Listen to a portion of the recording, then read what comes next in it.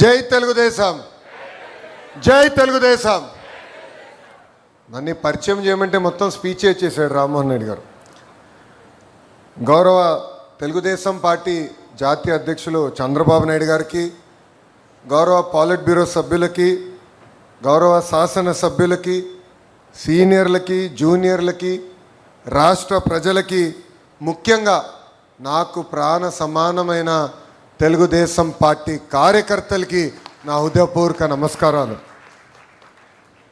Offline అయినా online అయినా hybrid అయినా మహానాడు ఎప్పుడూ ఒక మాస్ జాతర లాంటిది. పసుపు పండుగనే మన మహానాడు. ప్రతి కార్యకర్త కాళ్ళు ఎగరేసుకుని నాది తెలుగు జాతి, నాది తెలుగుదేశం అని చెప్పుకునే వేదిక మన మహానాడు. నేషన్ ఫస్ట్ అనేది తెలుగుదేశం పార్టీ విధానం. మన దేశం మన బాధ్యత. అందుకే గౌరవ ప్రధానమంత్రి శ్రీ నరేంద్ర మోడీ గారు ఒక పిలిపిస్తే నెల్లూరులో భారీగా మహానాడు ఏర్పాటు చేసుకోవాలన్న ప్లాన్లు మనం క్యాన్సిల్ చేసుకుని ఈరోజు హైబ్రిడ్ విధానం మనం ఏర్పాటు చేసుకుంటాం జరిగింది. హైబ్రిడ్ అనగానే టీమ్ 11 ఎగతాళి చేశారు. ఆ టీమ్ 11కి ఒకటే చెప్తున్నా, ముందు బ్యాటింగ్ చేసే బాధ్యత మా పసుపు సైన్యానిది.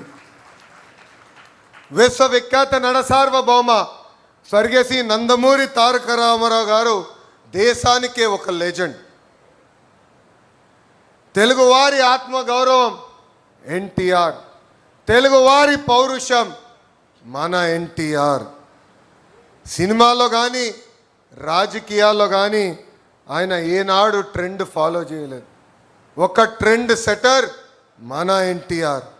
ఆయన రికార్డు బద్దలు కొట్టడం ఎవడి వల్ల సాధ్యం కాదు.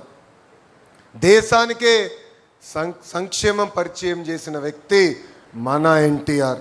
సమాజమే దేవాలయం, ప్రజలే మన దేవుళ్ళు అని చెప్పి మనకు ఒక దిశ నిర్దేశం ఇచ్చిన వ్యక్తి మన ఎన్టీఆర్. 2 రూపాయలకే కిలో బియ్యం, పెన్షన్ విధానం, 50 రూపాయలకే హార్స్ పవర్ విద్యుత్, జంత వస్త్రాలు, పక్కా ఇల్లు, ఏకంగా గురుకుల పాఠశాలలు, మధ్యాహ్న భోజనం పథకం, పటేల్ పట్వారీ వ్యవస్థ రద్దు, ఇలా అనేక సంక్షేమ అభివృద్ధి కార్యక్రమాలు చేసిన వ్యక్తి మన అన్న ఎన్టీఆర్. స్త్రీ శక్తిని ముందుగా గుర్తించిన వ్యక్తి మన ఎన్టీఆర్. మహిళలకి ఆస్తుల సమాన